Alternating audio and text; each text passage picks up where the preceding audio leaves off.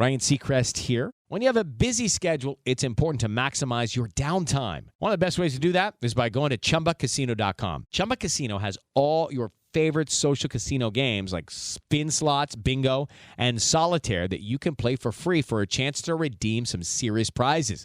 So hop on to ChumbaCasino.com now and live the Chumba life. Sponsored by Chumba Casino. No purchase necessary. VGW Group. Void where prohibited by law. 21 plus. Terms and conditions apply. And now for something completely different. And now it's time for another special feature. Hey guys, what's going on? You are listening to This Week in Geek.net, and I am your host, Mike the Birdman. And well, guys, it is that time of year. It is RPG season. Currently, I am working as a dungeon master for a friendly local game store, which you should always support if you can. And hey, I could be playing Dungeons and Dragons. I could be playing Shadowrun, Call of Cthulhu, MechWarrior, BattleTech, Pathfinder. But I'm not talking about any of that today. Well, kind of, yes and no. I'm talking about a 5th edition project, kind of, sort of a side setting that is done by a Canadian company that has really taken me by storm. So recently I was browsing Kickstarter because I have just recently backed the Aliens Evolved RPG, which is done by Free League Publishing. And I saw this pop up in my tab and it was called Humblewood. And I'm thinking, I think I have these books unlocked on D&D Beyond. So I started reading it and I'm thinking, ooh, this is kind of cool. It's like anthropomorphic animals, but as like player characters. But the lore is so different from anything I've ever really read before. And I was just saying to myself, as I'm kind of reading this, like, I haven't read anything that has drew me in so much since I really started getting into the Forgotten Realms when I started playing Baldur's Gate 3, and it was just so different. So I found out they had a Kickstarter, which has recently just ended, which is called Humblewood Beyond the Canopy. So I reached out to their CEO, Ricardo Evangelho, and he is the main honcho over at Hit Point Press, a Canadian company. And I'm like, hey, I'd love to talk to you about all things Humblewood, but all things RPG.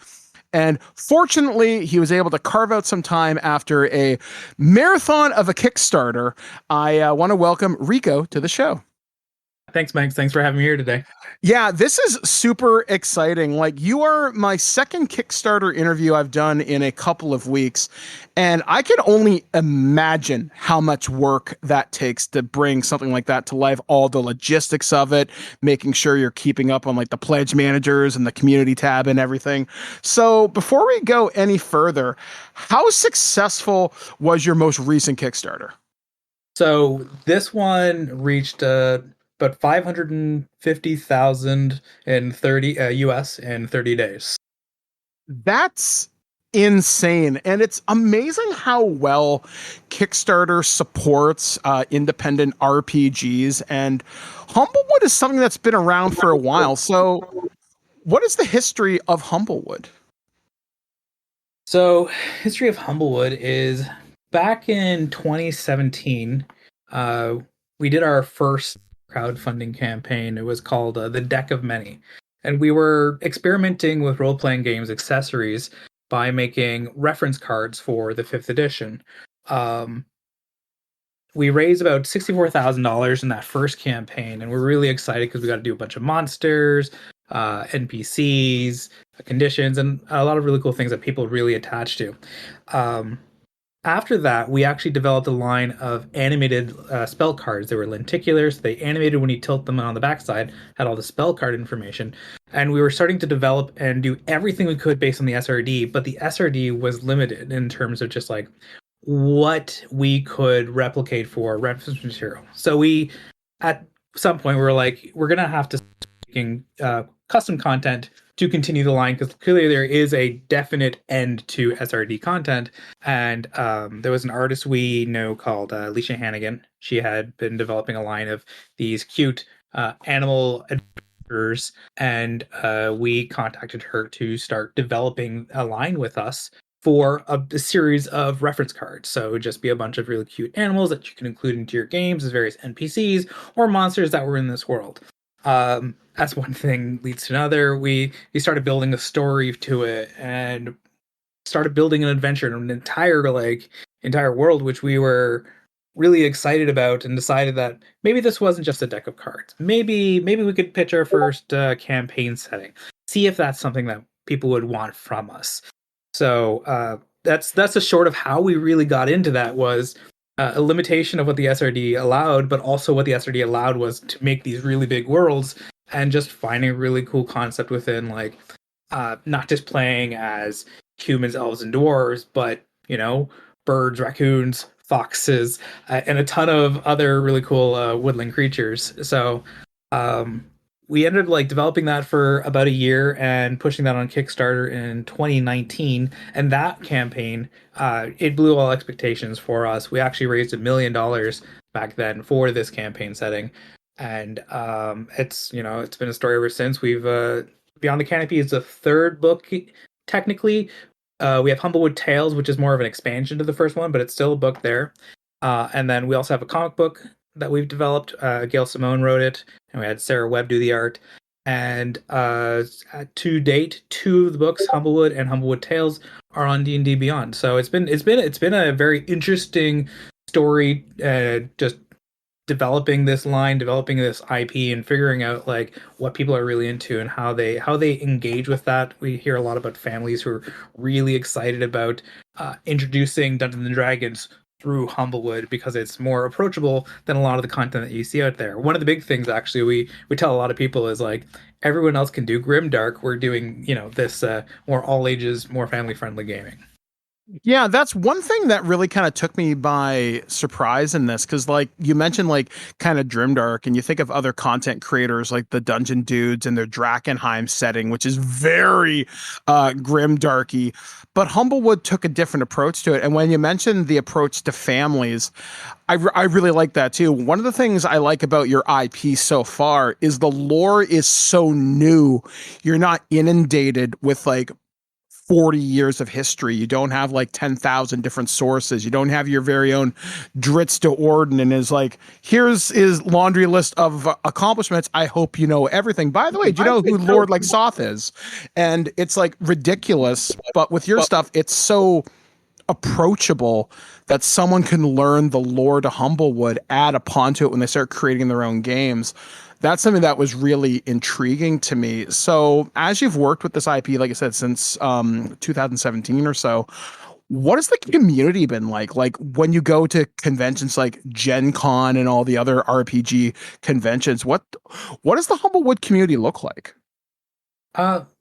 Like I said, the Humble community is pretty much all ages. We have like an active Discord where people are playing games, creating fan art. There's a subreddit with a few thousand people who are always showcasing the really cool maps, and the also asking questions about how they should encounter stuff. And there's a really good community of people answering and just, like, playing games with people. At conventions, we actually have, like, a 5-foot tall maquette of Riffin, the Owlboy on the cover of the first book, and people love coming and just finding us through that, taking photos with it.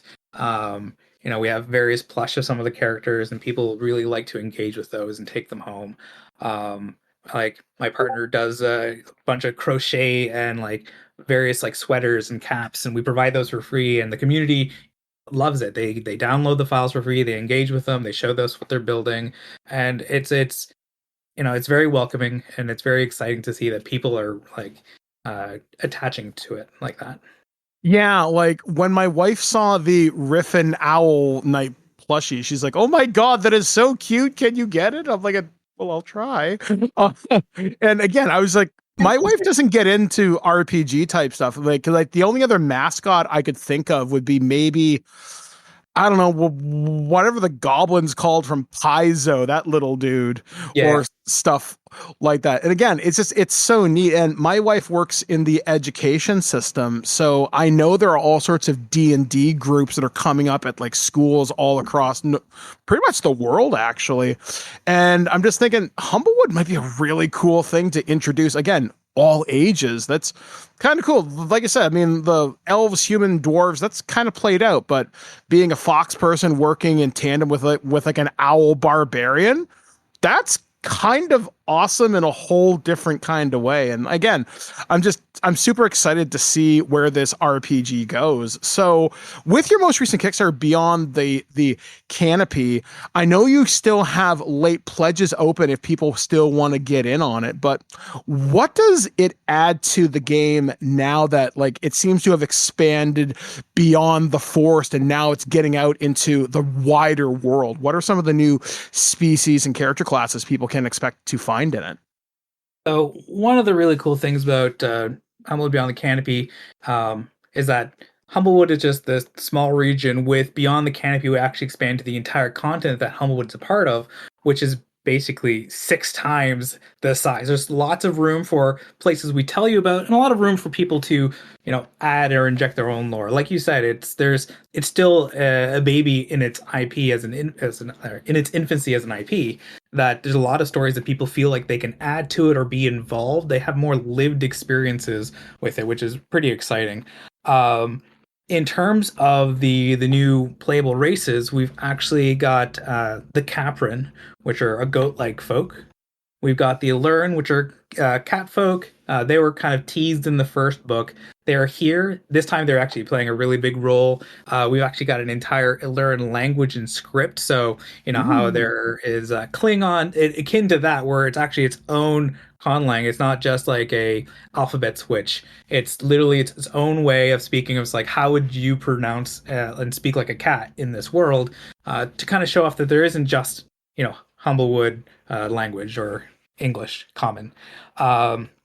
We've got Mustels, which are weasel badger like folk. We've got Sita, which are more parrots.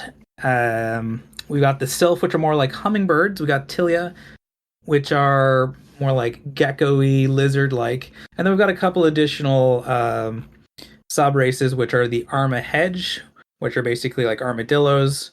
The Rockburrow Jabines, which are more like chinchilla-type creatures. And we do have a brand new class, which is the Gadgeteer, kind of like our answer to the Artificer, because the Artificer is not in the SRD. We're allowed to use. So we created our own concept, which had a bunch of different types of like variation between like people who are cultivators, who blend nature and technology, engineers who take scrounge crafting, which is basically picking up goods and turning them to things, and then fizzers who imbue like gizmos and arcane powers and like elements in terms of like what they're developing. Wow, that is like literally as like you were describing that, I literally started like crafting a character in the back of my head, thinking, man, I could make some really crazy stuff with this. Like, again, it's such an interesting way that like, again, like developing language, that would be really immersive if someone were to take that extra step. If that was the storyteller for that game with a group of players, I could see that being a real treat. And again, because it's so young, the IP, it's ground level where people could learn this fairly easy. And it seems like, again, like you mentioned, your Reddit, your Discord, the community's there. And the fact that you are on D&D Beyond, which makes it super accessible. And if people want to blend this into their games, they could do that. Like I've actually had a couple of my players in my private game ask me like, yo, can we use some of the Humblewood stuff? And I have had to go out and ask a couple players out in the wider D&D community, like, how well does this play with like D&D stuff? I'm not sure how much I'd want an owl in the fight a beholder, but in theory, I could kind of do that. But again, it's so neat. Just this wonderful IP. So we've talked about Humblewood, but I want to know more about you, Rico, because like I said, I can only imagine starting a company to do this is a big challenge, but that must come from a love of being, well, a geek and a dork like all of us. So I guess, what is your origin story? Hopefully not your villain origin story, but where does RPG love come for you? So in terms of RPG love, I would say like the first RPG I played was way back in 2002 when I was still in high school. And it was just one of those, it was more so a campaign setting where I don't think everybody really fully understood the rules, but most of the night was doing session 0, and then half an hour in, my character being splattered into a pile of jelly. But then his twin brother came along. It was fine. And we continued the story. But I think we only played it once, and the next time I ever revisited it was back when I actually went to university. I went to the University of Ottawa for mechanical engineering and a minor in computer sciences. Oh, wow. I flunked out because I played too much Smash Brothers and Magic the Gathering. Yeah. Who did you main in Smash? Well, actually, it was Sheik. Nice. Good call. Good call. Yeah. Well, for me, my justification was, well, Zelda's 2 characters, so that's cool. But Sheik was also really good. My second was Ness. So it was, but I promptly flunked out, and then I went back home to London, Ontario, and I actually started studying graphic design. And from there, I hadn't really touched much of role playing after university for a good number of years when I was doing graphic design. But after I finished the graphic design program, I returned to Ottawa and started doing a lot more trying to build business, or to try to build like concepts for things I wanted to build. Did a lot of freelance graphic design, and tried to make like Facebook apps or apps for iPhones and things like that. Started a company called Arctic Empire back in like 2010, and we tried making a few games. But I think the biggest thing, and it is the same in this industry, is that games are a hit-driven business. And while there's tons of people making really good content out there, a small percent are going to be the ones that are going to really find that success in it. So you're probably 10% or higher are going to really find that success. We were not able to market or really able to talk about the games we were creating, and so we weren't very successful in making video games. That company turned into a digital entertainment agency, making games for other people or websites or what have you. Basically just did service contracts from then on. Around 2015, we were starting to pivot towards developing e-commerce sites. Shopify was starting to really ramp up, and we were like, okay, well, we want to do this. As me leading the graphic designers and the team there, I said, well, I'll make my own site so that we have a portfolio piece for this. And I decided I'm going to make some Magic the Gathering tokens. My partner, she collects Magic the Gathering tokens. I could use them for my games. It's something small and easy. I'll build a website. I called it Cardimajigs. And we started selling some tokens through there to fund my initial print run. I actually sold a place at duels. And step into the world of power, loyalty, and luck. I'm gonna make him an offer he can't refuse. With family, cannolis, and spins mean everything. Now, you wanna get mixed up in the family business. Introducing The Godfather at ChumbaCasino.com. Test your luck in the shadowy world of The Godfather slot. Someday, I will call upon you to do a service for me. Play The Godfather now at ChumbaCasino.com. Welcome to the family. No purchase necessary. VGW Group. Void where prohibited by law. 21 plus. Terms and conditions apply. From there, I started actually learning how to properly talk about the products I was making, engaging with people on Reddit, building a community of people who really like these tokens, providing free PDFs and developing these things, where if it was interesting to learn the language and how to talk, because that's a really big thing when it comes to developing and building companies, learning how to talk about the products you're building and how to engage with the community so that they build with you, create with you, so they so that you're not just, you're not building in a silo, you're figuring out the best way to engage. When I was making tokens, we actually started building animated tokens. Similar to our spell line, we actually had little goblins, which you tilted the card and you could see the goblin kind of like dancing on the card. So it was really cool. People really engaged with that, and that really started getting us a lot of attention. So much so that I needed to bring on someone else to help me package packages, because I had to still run my other business here, and this was supposed to be a side thing. My colleague who I'd hired, his name is Jordan, we brought on, and I told him as he was doing like the fulfillment stuff, because he was an animator and I had him do some animations for me in the past, that if he had any ideas, he's welcome to propose them, because I had my own printer and I had my own cutting machine, because we were making our own tokens. And he's like, oh, the open gaming license exists. And if anything, for me, I want reference cards, because just keeping notes on paper or just having to always like put tabs in books is annoying for him. And so I said, cool, we can explore it. It's something fun. I can do the design. You can do the art for them. And hey, let's try a Kickstarter. I've always wanted to try a Kickstarter. And so, that's kind of like the start. That's the first 2 years of trying to like figure stuff out and be like, oh, this is a real thing. By 2018, I had left the other company and we had done multiple successive campaigns, which was the Deck of Many, which raised, again, I'm 64. We raised about 100,000 for a line of Magic the Gathering accessories called Cube-a-Majigs, which are reusable gaming packs. Then we did our first animated spells campaign, which raised about 300,000. And then Humblewood was our first $1 million campaign, and we were full steam ahead at that point. Wow, that's quite the journey, just going from Smash player to this. That's wow. So how is the Canadian gaming landscape different from the American, given your experiences so far? The scale is a big thing. When it comes to site and campaign, we typically see that the American audience is about 80% of our market, and Canada ranges from maybe 5 to 10 depending on the project. And so it is significantly smaller, but Canada's small, and it's also very, very wide.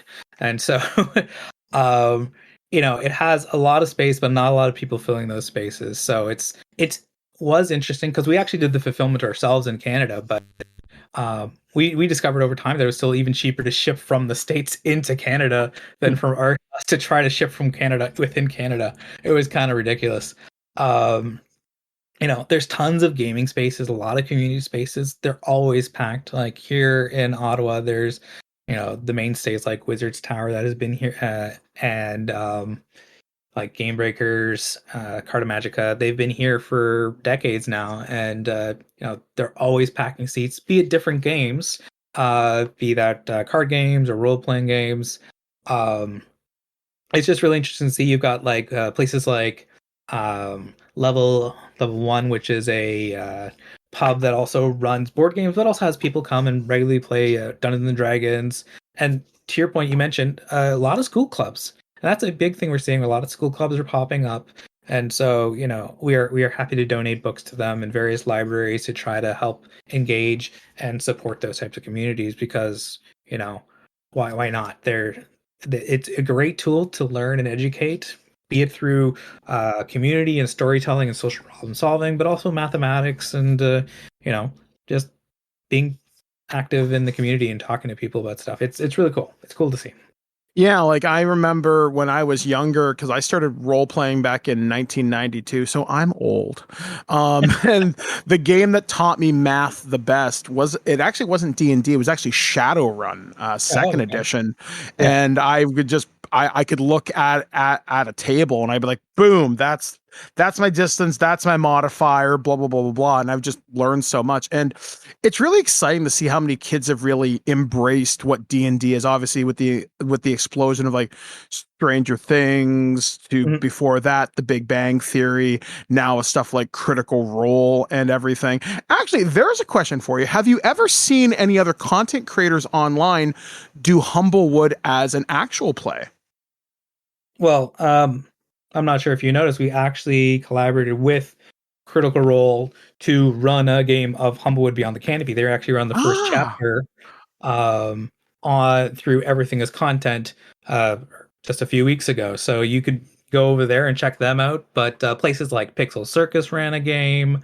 We had Desi Quest working on stuff. That's Anjali Bhamani. Lots of big people we've seen play this game. Like we've seen, WotC's staff running streams on YouTube and doing things like that. It's just really cool to see that it's just like that even they're pulling this in and engaging with that type of content.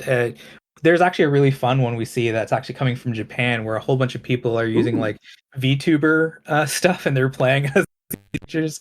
I'll send you a link later, but it's kind of hilarious to see them engage and play in that. But it's worldwide, which is not something you ever expect when you're starting to build something. Again, this was just supposed to be a deck of cards. That is where Humblewood was supposed to be, but that people are really attaching to that, and so we're trying to see how we can grow and build such a world. Again, it's not something everybody gets the opportunity to, so we're very excited to have that opportunity and to have such a really good community that wants to engage in it. Just the fact that you've been able to grow across all these different things. I mean, like, I'm not a Critical Role guy, so that's really exciting to hear that, because obviously that's like the most popular show online when it comes to content creation. And like you've mentioned, like you've done comic books and other things like that. Has there ever been an exploration of the Humblewood IP into other mediums, such as maybe like an animated series or anything like that? The conversation has come up. It's something I would love to do. I think, like, for me, like, you could very easy do, like, Avatar, The Last Airbender-esque style story in a world like Humblewood, right? And I think a benefit to something like Humblewood is, while you say that it's still in its infancy and it's what information there is, to be able to go to a studio and say, hey, I have a wiki of locations and characters and people and things and a story, but also different things that you can do in this, and it gives them a really good pitch. Essentially, a RPG world is such a good pitch for like studios or other places that it kind of does overlap well should they want to try to take something on. And we have a lot of really cool and engaging art, so we have like a really good leg up on that stuff. Personally, I really want to get back into the video games one day, and maybe make a like. I have theory crafted the style of game that we could make for this. Be that a Zelda-esque style, or is this a Metroidvania-esque type game, or like what do we do here, right? Like again, my time is purely focused on Hit Point Press at this time. But if there comes a point where we find like, hey, I can step away potentially from leading this to go lead, a little studio for making a video game for the IPs that Hit Point Press has already created. Because again, having such a big wide berth of just like art and story and an audience, there's already a living audience for something like this, which from my experience before, I didn't have that because we didn't know how to talk about it. We know how to talk about Humblewood. We know how to talk about these different worlds now. And I think that's a big advantage that we have now in terms of like trying to expand into other spaces. So something I would love to do. At this point, this year and next year is fully planned, but maybe 2027 if I'm lucky. That would be outstanding. Like, again, just looking at the story potential, like if I could play a Telltale Games version of like a Humblewood story that would take me from Humblewood all the way out to the coast and beyond, that would be awesome. Yeah. But a Metroidvania where they could pick the different classes and species, again, amazing. I mean, I could even see like a fighting game, kind of like them's fighting herds, like they did with the My Little Pony IP. That would be kind of awesome. Yeah. But yeah, like I am so happy that this exists. And in 2025, I'm finding joy wherever I possibly can right now. And I can only imagine what it's like for you guys as a, Canadian company facing a lot of uncertainty in the world right now, because I know of the conversation that's popped up online with companies like Steve Jackson Games has said some stuff. I think Chaosium has said things. I'm a freelancer with another RPG company. There hasn't been anything explicitly said from my company, but it's like these are interesting times. And I guess how is Hit Point Press navigating things as it stands for this interview today, because we don't know what's going to happen tomorrow, which is insane to say out loud. Yeah, we don't know what's going to happen tomorrow. We do know China's going to talk to them this weekend in Switzerland. Who knows what that means? Anything that's a reduction is better than what it is right now, being 145%. It's scary. It honestly is very scary for myself and a lot of my fellow creators. Ryan Seacrest here. When you have a busy schedule, it's important to maximize your downtime. One of the best ways to do that is by going to ChumbaCasino.com. Chumba Casino has all your favorite social casino games like spin slots, bingo, and solitaire that you can play for free for a chance to redeem some serious prizes. So hop on to ChumbaCasino.com now and live the Chumba life. Sponsored by Chumba Casino. No purchase necessary. VGW Group. Void where prohibited by law. 21 plus. Terms and conditions apply. We consider ourselves in the more luckier position where, our last year's campaign, Floral Dragons, most of the items had already came across the border just before the tariffs were ever announced. We still have some miniatures we need to bring over, so we're trying to navigate that.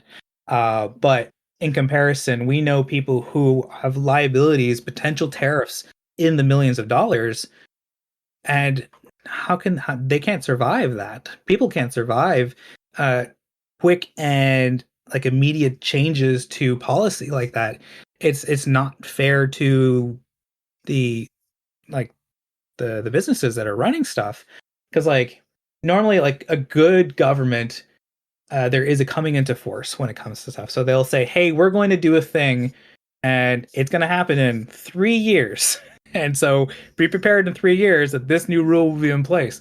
And it gives time to adjust the market or try to get as much stuff inside the border before those things change for stuff. But quick and immediate day by day changes, all it does is panic within not just our industry, but all industries. We make games, and games are great. People love games, but there's a lot of industries where there's life-saving medications or tools or devices that are just being barred from entry, and that is a huge concern.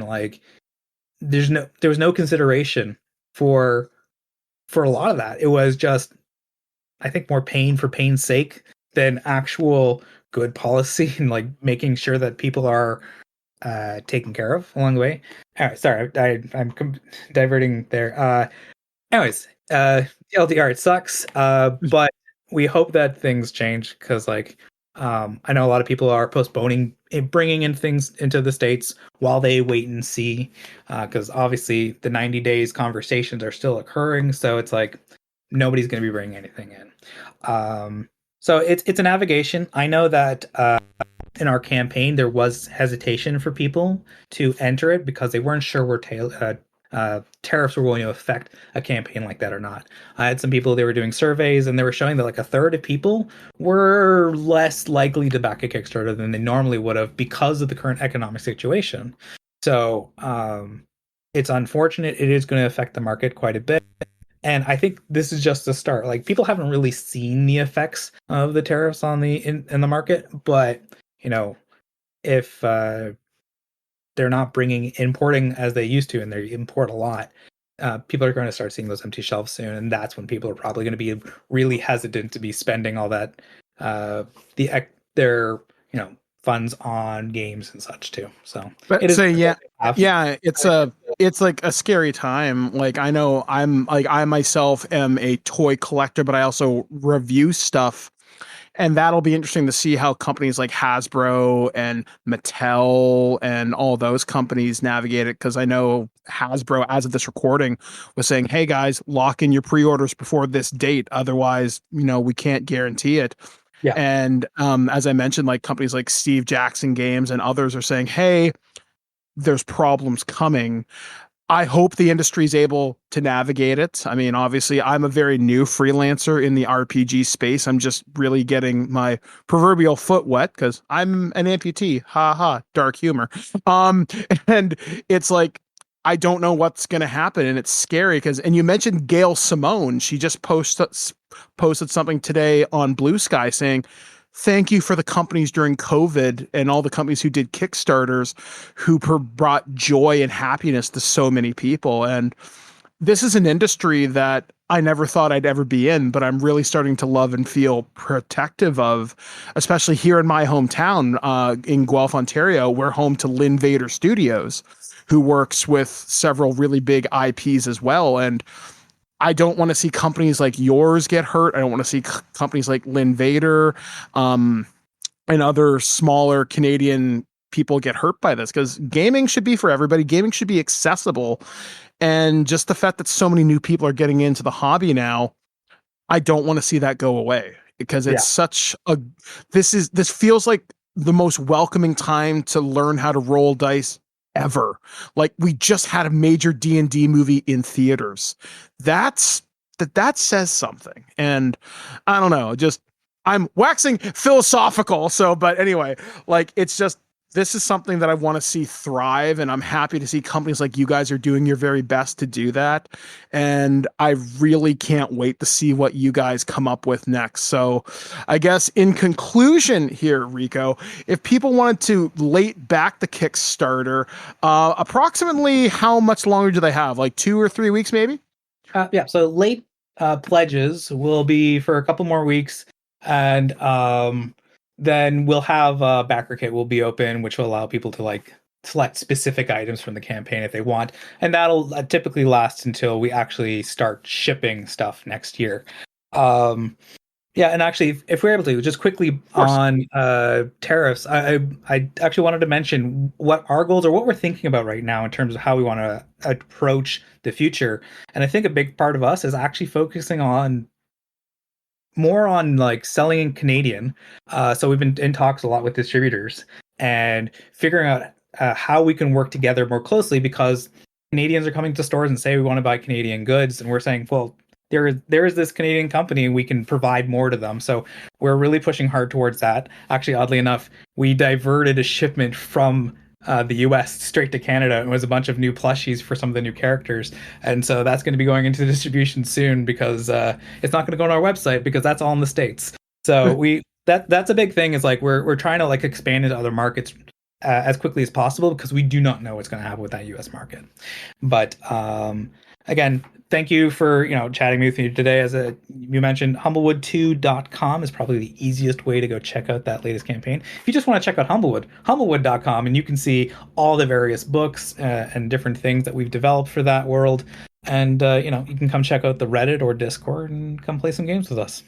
Fantastic. And Rico, you sent me over a bunch of stuff from like Hit Point Press. So guys, be looking for those reviews over the next coming weeks. I got a lot of stuff, so it's going to be a lot of fun reading. So really looking forward to bringing to you guys all that. You'll be able to find reviews of that on the main show, but also in our review show that Alex hosts called Turd or Treasure. So once again, Rico, thank you for taking time out of your exceptionally busy schedule to spend it here with us here at This Week in Geek. Thank you, Mike.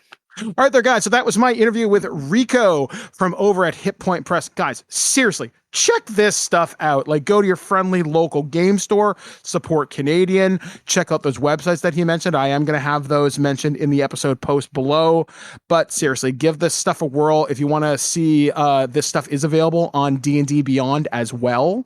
So you can integrate this stuff into your games right now, and you can literally build whatever you need to from there. It's really cool. Plus, they also have more stuff, not just Humblewood. They have the Griffin Saddlebag Book 2s available, which I've actually been handing out items from that in my games currently. So that's really friggin' awesome. So anyway, guys, I am going to get out of here. I will be back on the main show with Alex this week. I will also be doing more shows with JT. We are recording ones on the Blade franchise and the Fantastic Four. We also have stuff coming up with Aaron and Alex. We'll be talking about some other stuff. And also David Denoyer is back on the show. So be sure to be checking out his podcast over at Do You Even Movie with Enrique Couto. And yeah, there's going to be a lot of great content before we start to take our summer break, but we're also preparing for the Summer Games Fest that is going to be coming up in June, where I'm sure we won't sleep because of the Switch 2. Gaming, it never stops. But you know what? If I'm going to have a problem, it's not a bad one to have. So anyway, guys, until next time, I've been Mike the Birdman saying be excellent to each other, and we'll catch you guys again next time right here on thisweekingeek.net. At no point in your rambling, incoherent response were you even close to anything that could be considered a rational thought. Thanks for listening to this episode of This Week in Geek. Hungry for more? Check out our website at thisweekingeek.net. You can subscribe to the podcast, browse our Twitter and Instagram, and leave your thoughts on today's topics. If you'd like to give us some feedback, send us an email at feedback@thisweekingeek.net. Tune in next time, and remember, Lower your shields and surrender your listenership. We would be honored if you would join us. Thank you for your cooperation. Good night. Ryan Seacrest here. When you have a busy schedule, it's important to maximize your downtime. One of the best ways to do that is by going to ChumbaCasino.com. Chumba Casino has all your favorite social casino games like spin slots, bingo, and solitaire that you can play for free for a chance to redeem some serious prizes. So hop on to ChumbaCasino.com now and live the Chumba life. Sponsored by Chumba Casino.